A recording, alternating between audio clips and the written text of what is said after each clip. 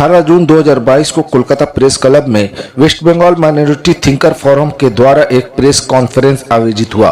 इस press conference का main उद्देश्य ये था कि हजरत सल्लल्लाहु अलैहि वसल्लम की शान में नुपुर शर्मा और नवीन जिंदाल के द्वारा दिए गए अभद्र टिप्पणी एवं मुल्क भर में माइनॉरिटीज पर हो रहे जुल्म के रोकथाम के लिए केंद्र सरकार को सूचित किया जाए और मुल्क की एकता और अखंडता को बर्बाद होने से बचाया जाए। इस प्रेस कॉन्फ्रेंस में waste Bengal minority thinker forum के general secretary Mohammad Mujibur Rahman, professor Syed Haider Hasan Kazmi, नामवर पत्रकार Mohammad Rafi, assistant secretary West Bengal minority thinker forum Ali Haider Malik उपस्थित थे।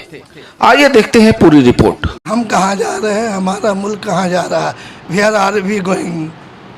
इसी मौजू में जो हमारा मुल्क सोने की चिड़िया थी, आज वो सोने की चिड़िया आलमी पैमाने पर नहीं, वो पैमाना नहीं है और उससे बेहद अफसोस है कि वो पैमाना दोबारा कैसे वापस आ जाए, उसकी ये अदना कोशिश है। हमारे अंदर मुल्क की मोहब्बत कैसे आ जाए, हम लोग मुत्तहिद कैसे हो जाए।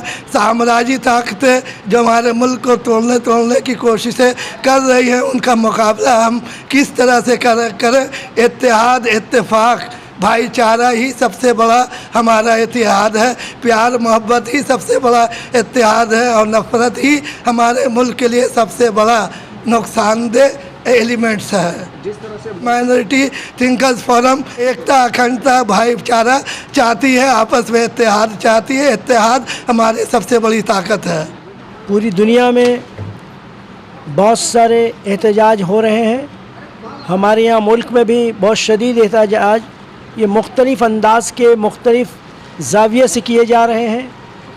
मजहबी तक़द्दुस को सामने रख के भी बहुत सारे एहतजाज हो रहे हैं।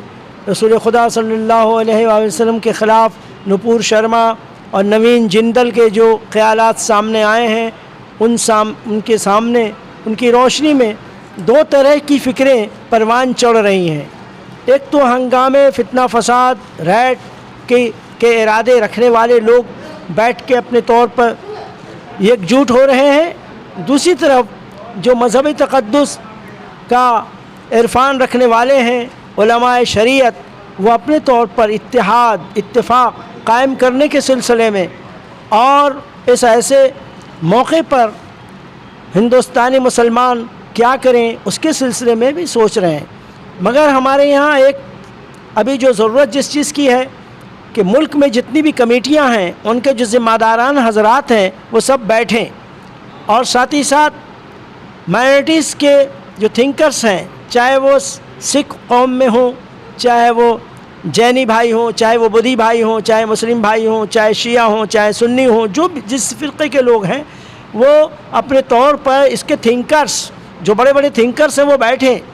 पॉलिटिकल लोग पॉलिटिक्स के लिए बैठ सकते हैं, लेकिन कौम पर जो वक्त आन पड़ा है, अभी इस वक्त बहुत ज़्यादा इत्तेहाद की ज़रूरत है और यकजहती को और साथ ही साथ मुल्क की सालमियत को, उसकी स्टेबिलिटी को कायम रखने के लिए हम लोगों को अभी सर जोड़ कर बैठने की ज़रूरत है। जो हंगामे, इश्तियाल अंगेज़ी के लिए जो लोग कोशिश कर रहे हैं, उनका अलग नज़रिया है, लेकिन नौजवानों ने अपने तौर पर जो पुरअमन तहरीक जहाँ जहाँ चलाई है, यकीनन हम उसका इस्तक़बाल करते हैं। ये हकीकत है कि आज कहीं न कहीं हिंदुस्तान की छवियाँ ख़राब हुई है।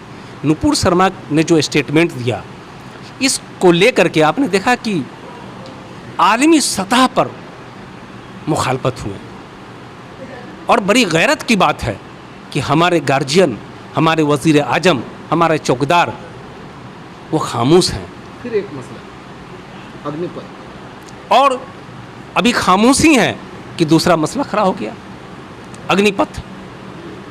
मतलब हिंदुस्तान जिस पटरी पर चल रहा है, हकीकत में हुकूमत के काम के तजुर्बों से ये एहसास होता है कि ये पटरी पर चलने वाली ट्रेन को, जो तरक्की की तरफ, जो हमारा मुल्क दुनिया में डेवलपिंग कंट्री कहा जाता है, विकासशील देश है, ये पटरी से उतर जाता है। रह के पटरी पर लाया जाता है, इसको फिर पटरी से उतर जाता है। और इसमें हिंदुस्तान के वज़ीर आज़म इज्जत माब जनाब नरेंद्र मोदी जी को, उनको स्टेट फॉरवर्ड आगे आना चाहिए। मैं समझता हूँ चौकीदार साहब अपनी जिम्मेदारी का एहसास करके अगर वो एक बार चौकीदारी के लिए डंडा उठा लें और सबको, पूरे हिंदुस्तान के तमाम आवाम को अगर अपने बदन के हिस्सा के तरीके से अपना आवाम अगर समझें, मैं समझता हूँ चंद मिनटों में या चंद घंटों में तमाम मसाइल हल हो जाएंगे। पूरे मुल्क में अमन अमान का माहौल हो जाएगा। कहीं से कुछ भी, कोई एहतजाज कुछ नहीं रहेगा।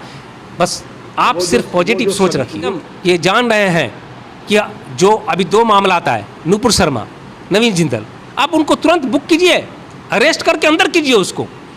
और उसके बाद जो है ये अग्निपथ का मामला आया, स्टूडेंट एहतजाज कर रहे हैं, आप उस पर रिकंसीडर कीजिए, मसला ख़त्म है। मैं यही कहना चाहूँगा कि वज़ीर आज़म को आगे आकर के अपने आवाम को समझना चाहिए, अपने आवाम के दिल की बात को समझनी चाहिए और उसको पॉजिटिव लेना चाहिए।